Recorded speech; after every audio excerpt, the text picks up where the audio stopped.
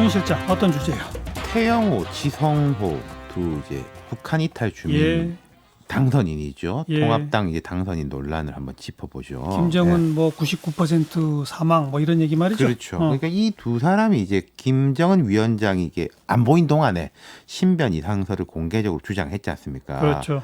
근데 지난 2일 날 딱 나타났잖아요. 예. 동영상으로 나타났으니까 뭐 속속들이야 모르겠지만 이제 외견상 건재하고 뭐 별 불편함 없이 업무를 수행하고 있다는 게 확인됐으니까 네. 근데 이제 이분들이 뭐 좀 두고 봐야 아는 거 아니냐 이런 식으로 이야기도 지성호 당선인은 했는데 예. 비판 여론이 막 확산됐죠. 예. 그러자 오늘 두 사람이 차례로 고개를 숙였습니다. 먼저 그렇죠. 태영호 당선인이 오전에 입장문을 내고 이유 여하를 막론하고 국민 여러분께 사과 말씀드린다. 이틀 동안 많은 질책을 받으며 제 말 한마디가 미치는 영향을 절실히 실감했다.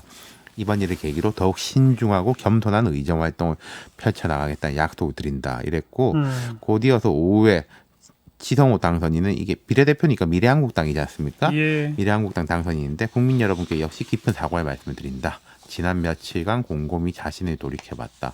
제자리의 무게를 깊이 느꼈다. 앞으로 공인으로 신중하게 처신하겠다. 국민들께서 제게 기대하시는 대로 오로지 국민을 위해 봉사하는 일꾼이 되겠다. 내용은 거의 대동소이해요. 그러네요. 네. 근데 이 정도 사과로 이게 논란이 멈출까요? 일단 뭐 두 사람 다 비판받을 만하죠. 특히 지성호 당선인은 99% 확신한다. 그러게요. 뭐 이런 이야기도 했었거든요. 맞아요. 예. 그리고 태영호 당선인은 스스로 걷지 못하는 상황이다 이렇게 말을 했고 정부에서는 공식적으로 특이 동향 없다. 이게 제가 생각할 때 정부에서 좀 명확하게 말하고 싶은데 이런 걸 또 명확하게 말할 수도 없는 상황이니까 예. 애둘러서 강하게 말한 건데 이 음. 당선인들은 그 눈으로 보기 전까지는 자신들의 입장을 굽히지 않았죠. 네. 이 사과 입장문 내면서 자기들이 그런 주장을 왜 하게 됐는지 밝혔나요? 그러니까 애초에 이야기를 할 때 지성호 당선인 같은 경우에는 내부 소식통 뭐 이런 이야기를 했고 그 다음에 태영호 당선인은 분석과 추측 그러니까 예전에 했던 이런 경우에 미뤄봤을 때 이렇다면은 최소한 뭐 움직이지는 못하는 거다 이렇게 하면서 뭐 누구한테 들었다 이런 말을 안 했어요. 태영호 네, 당선인은. 예. 지금 뭐 청와대나 더불어민주당 뭐 이런 쪽에서는 이 강하게 비판하면서 이 국회 문 열더라도 뭐 상임위에서 뭐 국방위나 정보위는 못 가도록 해야 한다 여러 가지 얘기가 나오더라고요. 그러니까 두 갈래예요. 이게 그냥 강하게 비판하는 수준이 있는 것이고 뭐 정치적 책임져야 된다 이런 수준이 있고 그다음에 방금 말씀하신 배제론 이야기가 있는 건데 김부겸 의원이 아주 구체적으로 말했습니다. 두 사람은 이게 국방위, 정보위에서 배제해야 된다. 청와대 국정상황실장 출신인 윤건영 당선인은 이 사람들이 1급 비밀에 접한 문제가 있다 이런 이야기를 했어요. 네.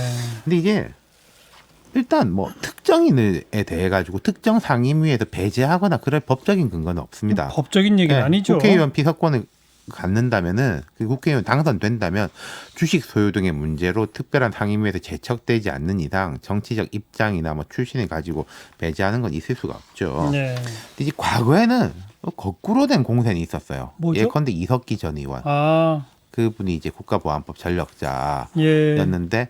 상임위를 제한해야 된다 이런 공세가 보수 진영에서 많이 있었고 또 내라는 못죄 이걸로 이제 기소되고 이런 이유에는 이분이 의정 활동하면서 뭐 이런 자료를 요구했다 저런 자료를 요구했다 그런 이제 보도들이 많이 나왔죠. 예, 지금 이제 예. 좀 거꾸로 상황인데 이 사람들이 북한 정부하고 내통한다 이런 방향은 아닐 거예요. 이분들은 오히려 뭐 북한 붕괴론자 아니냐 이런 그렇죠. 비판을 받으니까요. 그렇죠. 김부겸 의원의 주장은 북한 최고 지도자 신변에 이상이 생기면은 우리 군대나 정부의 대비 태세가 어떻게 바뀌는지 두 분도 대충은 아실 것이다. 새치혈의 농할 가벼운 일은 아니다. 이렇게 말했고 정의당 김종대 의원은 불안을 전염시키는 이들에게 국가의 외교 안보를 맡긴다는 것 자체가 국민에게는 또 다른 걱정이다. 이렇게 말을 했습니다.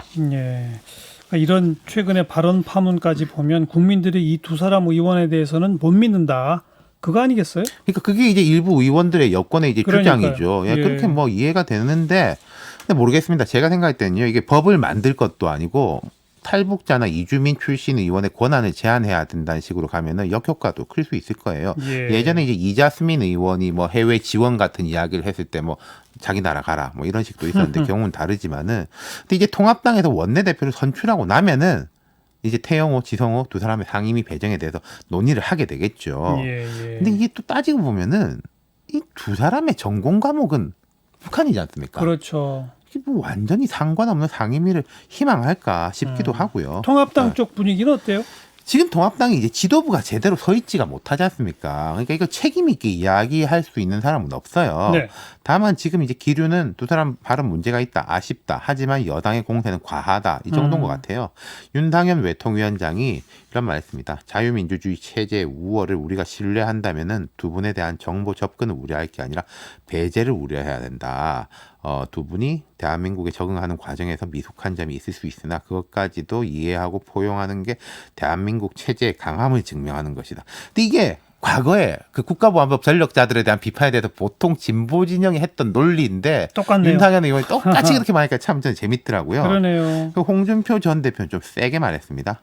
암흑 세계에서 일어나는 일에 대해서 상식적 추론을 했다는 것을 이유로 매도하는 것은 잘못된 일이다.